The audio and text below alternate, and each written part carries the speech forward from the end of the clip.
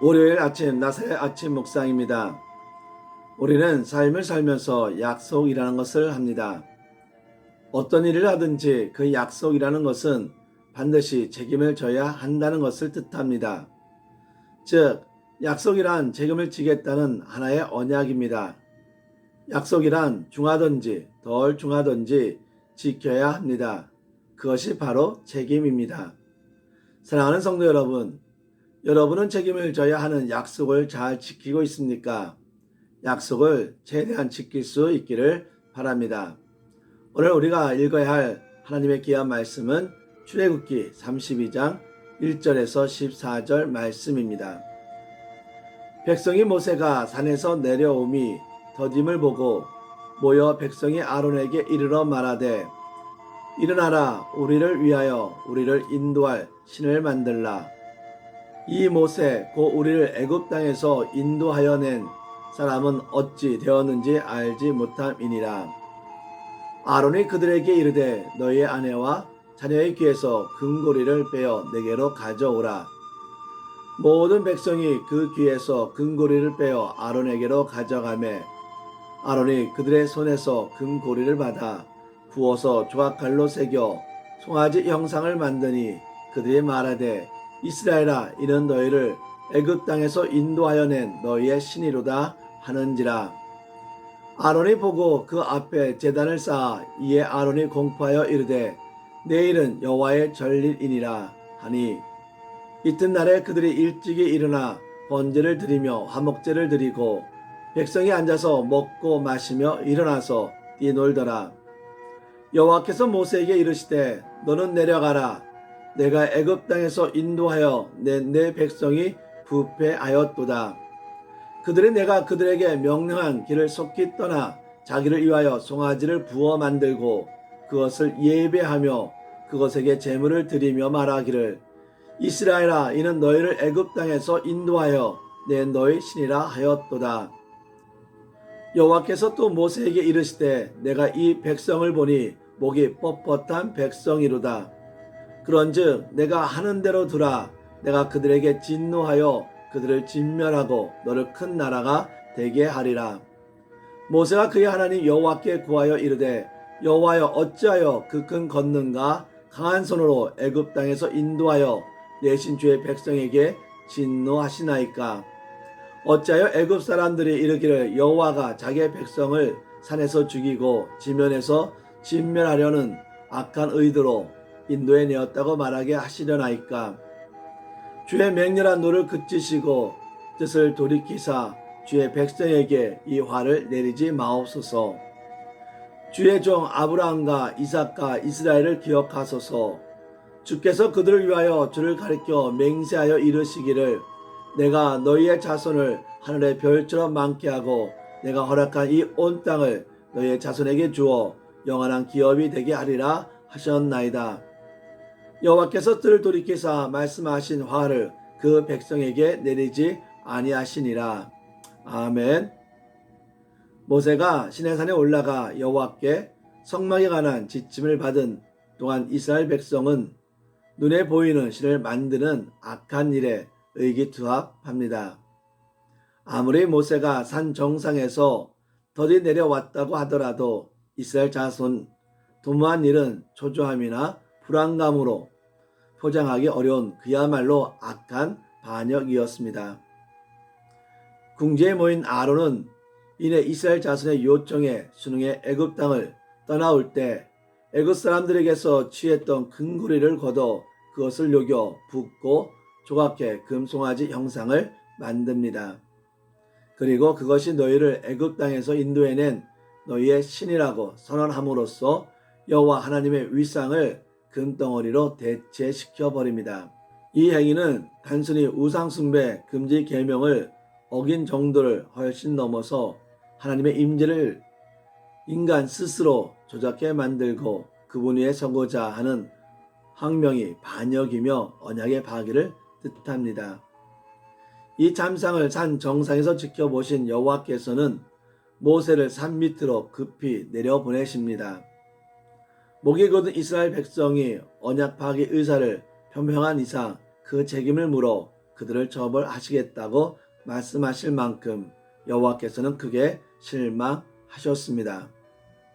그러나 모세는 여호와 이스라엘 사이에 언약을 중재했던 것처럼 이번에도 중재에 나섭니다. 그는 이스라엘 백성이 여호와께 애굽에서 구원해낸 백성이며 그들을 구원해내신 의도가 애굽 사람들에 의해 곡게 될 수 있음을 언급하면서 여호와께서 이스라엘 조상들에게 주셨던 언약을 상기시켜 드립니다. 급기야 그는 여호와께 이스라엘 자손을 향한 진노를 그치시고 그들을 치시려는 뜻을 돌이키실 것을 감히 간청합니다. 놀랍게도 여호와께서는 모세의 강구대로 그 뜻을 돌이키십니다. 정작 돌이켜야 할 대상은 아론과 이스라엘 백성입니다. 그러나 여호와께서 그 뜻을 돌이키십니다. 이것이 바로 본문의 충격적인 반전이며 은혜로운 메시지입니다. 사랑하는 성도 여러분, 이스라엘 백성은 목숨을 걸고 지켜야 할 약속을 너무 가볍게 여긴 것 같습니다. 여러분은 주님과의 약속을 얼마만큼 중요하게 생각하십니까? 성경은 헛맹세를 하지 말고 내 맹세한 것을 주께 지켜라 하였다는 것을 너희가 들었으니 나는 너에게 이르노니 도무지 맹세하지 말지니 하늘로도 하지 말라 이는 하나님의 보좌임이요 땅으로도 하지 말라 이는 하나님의 발등상임이요 라고 기록하고 있습니다. 이 말은 약속을 하지 말라는 것은 아닙니다. 내가 약속한 것은 중히 여기고 지켜야 한다는 것입니다. 우리는 우리의 삶 속에서 주님과 약속을 하며 살아갈 때가 많습니다. 제가 주님만 섬기며 따르겠다는 것, 내가 사랑하며 살아가겠다는 것 등 이 모든 것은 주님과의 약속입니다. 이러한 약속이 나쁜 것이 아닙니다. 약속을 지키지 못하는 것이 나쁜 것입니다. 약속은 귀한 것입니다. 내가 마음속으로 한 약속이든 말로 표현한 약속이든 약속을 지킬 수 있기를 바랍니다. 모세는 이스라엘이 하나님의 약속을 파기함으로 인해 처벌을 받았어야 합니다. 이들은 약속을 어겼기에 죽어 마땅합니다. 그런데 모세는 이 죽어 마땅한 자들의 중재자가 되어 하나님의 뜻을 돌이킬 것을 간절히 간청합니다. 사람은 약속을 확신하기 위해 하늘과 땅을 걸고 맹세를 합니다. 그런데 정말 사람은 자신이 맹세한 것을 완벽하게 지킬 수 있는 사람입니까? 사람은 약속을 완벽하게 지킬 수 없습니다. 이러한 자들을 위해 우리가 할 수 있는 일은 무엇입니까? 약속을 지키지 못한 것에 대해 질책을 할 수 있습니다. 질책을 해야 합니다. 그러나 사람은 약속을 완전히 지킬 수 없는 자임을 인정하므로 약속을 소중히 여기며 지킬 수 있도록 인도해야 합니다. 그러기 위해서는 질책 대신 용서가 필요합니다. 용서를 통해 하나님 앞에서 이루어지는 모든 약속을 소중히 여기도록 인도합시다. 모세의 중재로 약속을 깬 자들이 마음을 돌이켜야 합니다. 그런데 처벌을 내려야 할 하나님이 마음을 돌이키십니다. 만약 하나님이 약속을 깬 모든 사실에 대해 처벌을 한다면 남아있는 자는 아마 아무도 없을 것입니다. 따라서 하나님은 마음을 돌이킬 수밖에 없는 것입니다. 비록 약속을 깼어도 살리고자 하는 하나님의 마음을 이해하기를 바랍니다. 하나님의 마음을 깨닫고 좀 더 하나님 앞에서 이루어지는 약속을 소중하게 여기기를 바랍니다. 사랑하는 성도 여러분, 오늘 하루를 살아가는 삶 속에서 하나님 앞에 이루어지는 약속을 소중히 여깁시다. 예수님이 우리의 중재자이심을 믿고 우리 역시 예수님처럼 질책보다는 용서의 삶을 통해 하나님 앞으로 더 나아가는 삶을 살도록 인도합시다. 하나님은 우리를 살리기 위해 중재자를 보내주셨고 중재자이신 예수님을 통해 하나님의 마음을 바꾸셨습니다. 하나님의 마음을 이해함으로 하나님 앞에서의 약속을 더욱 소중하게 여기기를 바랍니다. 기도하겠습니다. 할렐루야. 사랑과 은혜의 하나님, 이 시간 하나님께 감사와 영광을 드립니다.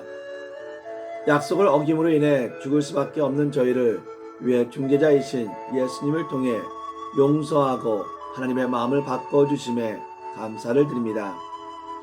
이제는 하나님 앞에서 약속을 경히 여기며 사는 삶이 아니라 약속을 소중히 여기며 지키고 행하며 살아가는 삶을 살아가게 하여 주시옵소서. 우리 가운데 아프고 힘든 자 있으면 주의 은혜로 영육간의 강건함을 허락하여 주시옵소서. 오늘 하루도 하나님께 영광이 되는 삶을 살게 하여 주시옵소서. 예수님의 이름으로 감사드립니다. 아멘.